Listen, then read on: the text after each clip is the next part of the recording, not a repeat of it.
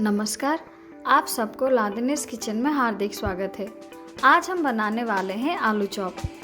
आशा है कि आपको आज का रेसिपी पसंद आएगा। तो चलिए स्टार्ट करते हैं आज का रेसिपी।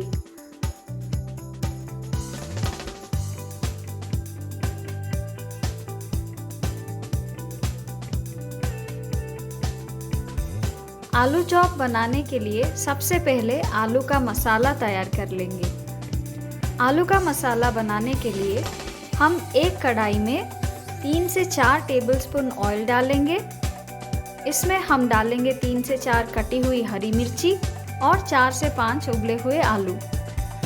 अब इसमें हम डालेंगे 1 टीस्पून हल्दी, 1.5 टीस्पून नमक, आधा टीस्पून लाल मिर्ची पाउडर, 1 टीस्पून गरम मसाला और थोड़ा सा पानी में मिलाया हुआ हींग। आप पाउडर वाला हींग भी यूज़ कर सकते हैं। इन सारे चीज़ों को हम अच्छे से मिला लेंगे और 4 से 5 मिनट तक पका लेंगे। फाइनली इसमें हम कटे हुए धनिया पत्ता डाल के मिला लेंगे। आलू का मसाला बनके रेडी हो गया है।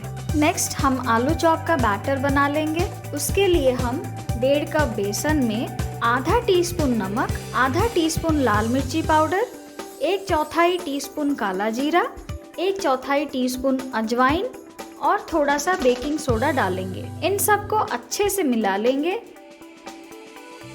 फिर थोड़ा थोड़ा पानी डाल के एक गाढ़ा बैटर तैयार कर लेंगे। आलू चॉप फ्राई करने के लिए हमें ऑयल मीडियम गरम चाहिए। अब हम आलू के मसाले को गोल गोल करके बेसन के बैटर में डालेंगे। फिर ऑयल में फ्राई होने के लिए डाल देंगे और गोल्डन ब्राउन होने तक मीडियम फ्लेम पे फ्राई करेंगे।